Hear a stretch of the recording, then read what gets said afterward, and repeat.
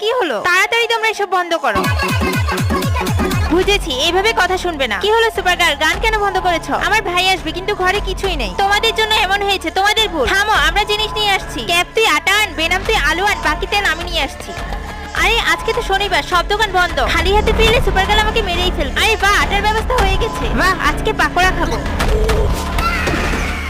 আরে বাহ, আমি আটা পেয়ে গেছি। আরে খেতে তো চলে এসেছি, কিন্তু আলু পাবো কই? আরে বাহ, সামনে এত আলু। বেয়াদবটার কারণে পাকোড়া খেতে পারি না তো কি হয়েছে? আলুর পরোটা ঠিকই বানাবো। এই পাথরটা উঠিয়ে নি, আজকে অনেক খিদে পাইছে। আরে বাহ, আমিও আলু পেয়ে গেছি। আমি বুঝতেছি না আমি তেল কোথায় পাবো। জানি না ওই দুইটা বেয়াদব কে ছিল যারা আমার এই অবস্থা করেছে। এখন এই তেল দিয়ে আমার ব্যথায় মালিশ করতে হবে। বন্ধুরা, তুমি এই ছবিগুলোর মধ্যে যে কোনো একটা ছবিকে ভালোবেসে থাকলে ভিডিওতে লাইক করে চ্যানেলটি সাবস্ক্রাইব করে দাও, এবং তুমি কোন ধর্মের তা কমেন্টে জানিয়ে যেও। সরি বোন, পাকোড়া বানিয়ে আনতে চেয়েছিলাম, কিন্তু কিছু বেয়াদব আমার এই অবস্থা করেছে। আরে এই বেয়াদবগুলো এখানে কি করছে?